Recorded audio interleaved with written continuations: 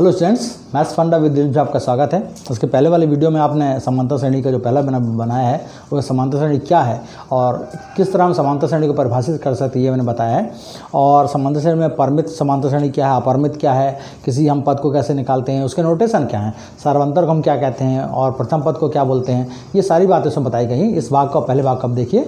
आज हम समांतर श्रेणी के दूसरे भाग में देख रहे हैं। यहाँ पर तो दूसरे भाग में मैंने यहाँ पर एनो पद ज्ञात कर रहा है। मैंने वहाँ पर निकाला था आपको कि किसी श्रेणी का यदि हम कोई पद निकाल सकते हैं, चौथा, पांचवा, छठा पद या अगले 3 पद या अगले 4 पद, इस तरह के मैंने ऐसे एग्जाम्पल उसमें बताए हैं। तो उस एग्जाम्पल के थ्रू एक एग्जाम्पल मैंने वहीं का लिया है कि समांतर श्रेणी यदि हमको दी है 5, 11, 17 और डैश डैश से मतलब ये अपरिमित श्रेणी है।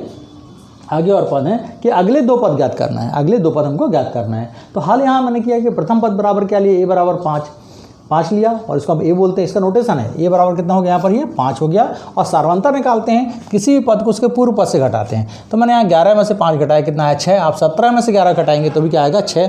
इस तरह 2-3 बार आप चेक भी कर सकते हैं कि आपका सार्वंतर सही आ रहा है या नहीं आ रहा है।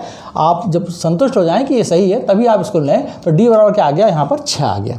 हमको सार्वंतर हमेशा चेक करना है, कम से कम 2-3 पदों में चेक करना है जिससे हमारा सार्वंतर सही निकले। अब प्रश्न के अनुसार a1 बराबर यहाँ पर क्या है, 5 है पहला पद, हम इसको a2 बोल रहे हैं। हम दूसरा पद a2 बराबर 11 है, a3 बराबर क्या है 17 है और a4 हमको ज्ञात करना है। a4 मान अगले 2 पद कौन से होंगे, चौथा और पांचवा पद। तो हम a4 ज्ञात कर रहे हैं। तो जो मैंने बताया यहाँ पर कि किसी समांतर श्रेणी के किसी पद को प्राप्त करने के लिए सार्वंतर को जोड़ा जाता है। ये एक निश्चित संख्या को जोड़ा या घटाया जाता है तभी हमको अगला पद प्राप्त हो रहा है। तो बहुत सरल है कि a4 यदि है तो 17 जो हमारा तीसरा पद है, 17 में तीसरा में क्या जोड़ेंगे, 6 जोड़ेंगे। 17 दिन 6 बराबर का हो जाएगा 23 और पांचवा पद जो होगा उसमें हम क्या जोड़ेंगे, जो हमारा चौथा पद निकला 23, इसको हम जोड़ेंगे 6। तो 23 धन 6 बराबर का होगा यहाँ पर 29। ये मैंने मार्किंग की यहाँ पर। ये आप देखें कि ये आपके 2 पद हो गए। ये कैसे आपके हो गए, अगले 2 पद हो गए जिसमें कि इस समांतर श्रेणी जो हमको पूछा गया था कि अगले 2 पद ज्ञात करिए। ये बहुत सरल था। हमने 2 पद ज्ञात करने थे, 3 पद दिए थे, हमने ज्ञात कर लिया।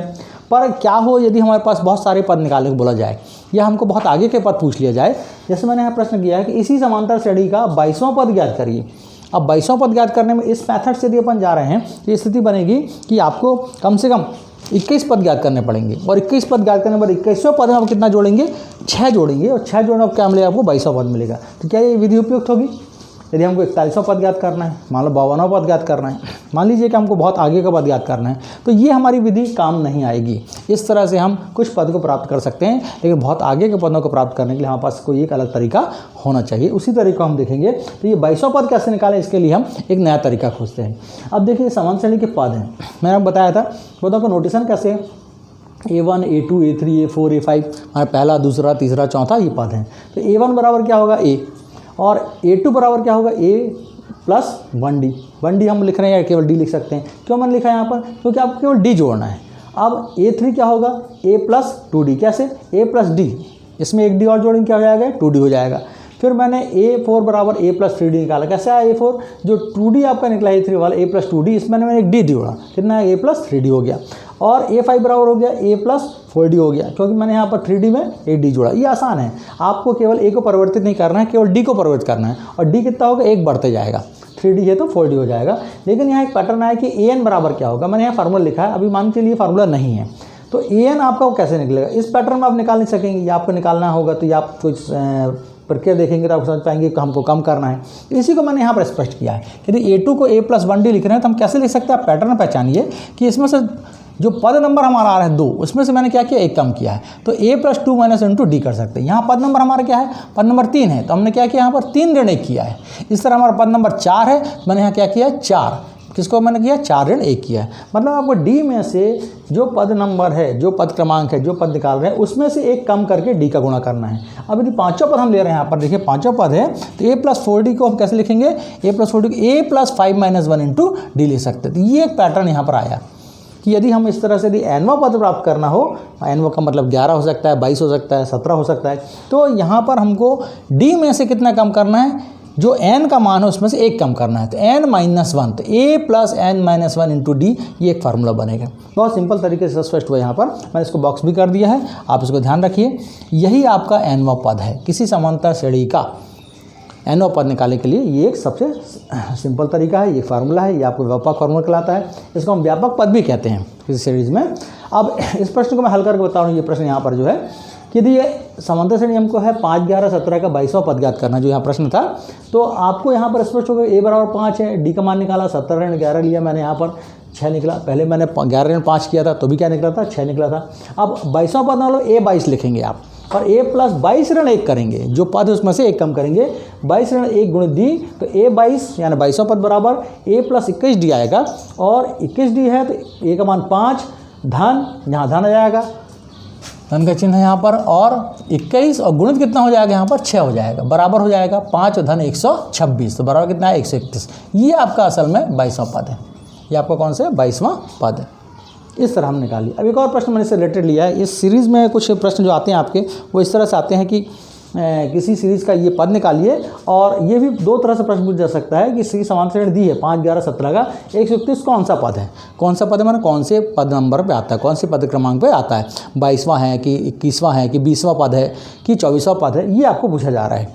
और एक और हो सकता है यहाँ पर कि ये इसका पद है कि नहीं, इसका पद है कि नहीं, ये भी पूछा जा सकता है। हम देखेंगे कि यहाँ पर दोनों पार्ट को, ये 2 पार्ट हैं, ये कौन सा नंबर का पद है, और यदि पद नहीं है तो क्यों नहीं है, ये भी हम यहाँ पर स्पष्ट करेंगे। मैंने यहाँ लिखा है कि माना ये nवां पद है, और हमको मालूम नहीं कि 22वां है, हालांकि यहाँ स्पष्ट है कौन सा है 22वां है, लेकिन हम मान के चलें कि अभी हमको मालूम नहीं है, तो कौन सा पद है, मान लीजिए nवां पद है। अब ये nवां पद है तो an बराबर a plus n minus into D, ये फार्मूला हमारे पास है। ऐसी स्थिति में an का मान कितना हो जाएगा 131, क्योंकि हमको दिया हुआ है, और a का मान होगा 5 और प्लस n माइनस 1 इंटू 6। अब इसको 5 को हम पक्षांतर करेंगे तो 131 ऋण 5, ये गणितीय प्रक्रिया है, बराबर n माइनस 1 इंटू 6, ये हो जाएगा घट के 126, और बराबर 6n माइनस 6, 6 का गुणा कर दिया 6n माइनस 6, और 6 का पक्षांतर किया ऋण 6 का, तो 126 धन 6 और बराबर 6n, तो कितना आ गया ये 132, 26 और 4 30 और 2 32, तो 6n बराबर 132 आया। अब देखिए n बराबर 132 बटे 6, आप इसको काटेंगे तो 6 दूनी 12 और 1 बचे 6 दूनी 12, कितनी बार कटेगा ये 22 बार, मतलब n बराबर कितना 22, मतलब ये 131 जो पद पूछा गया था, ये जो 131 कौन सा नंबर पद है, ये कौन सा है, ये है 22वां पद, ये कौन सा है 22वां पद है, यहाँ पर आगे 22वां पद।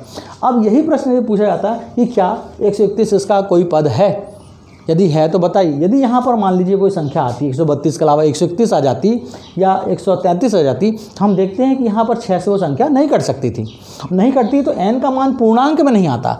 हम जानते हैं कि यदि n का मान पूर्णांक, यहाँ एक स्पष्ट लिख रहा हूँ, यदि n का मान क्या होना चाहिए, यहाँ पर पदों की संख्या का मान ये पूर्णांक में होना चाहिए। यदि पूर्णांक आ रहा है, क्योंकि हम जानते हैं पद या तो 22वां होगा या तो 23वां होगा या तो 21वां होगा, 22.5 कोई पद नहीं होगा, माने 22.5 नहीं होगा, 31.5 नहीं होगा। तो ऐसी स्थिति में यदि यहाँ पर हल करने के बाद n का मान पूरा पूर्णांक नहीं आता है और दशमलव में मान आता है, तो आप स्पष्ट तौर कह सकते हैं कि ये जो आपने पद नंबर दिया, ये जो संख्या आपने दी है, ये इस सीरीज़ का कोई भी पद नहीं है। ये किसी अन्य सीरीज़ का हो सकता है, लेकिन इस सीरीज़ का पद नहीं है। तो ये आपको पैटर्न यहाँ पर आया। यदि ये कौन सा नंबर पद है, तो हल करने पर यहाँ पर आपको संख्या पूरी कटेगी, केवल थोड़ा सा स्लाइड डिफरेंस है कि यहाँ संख्या कटेगी, कटने पर एक पूर्णांक प्राप्त होगा, पूर्णांक प्राप्त होगा तो आप कह सकते हैं कि हाँ ये इसका 22वां पद है।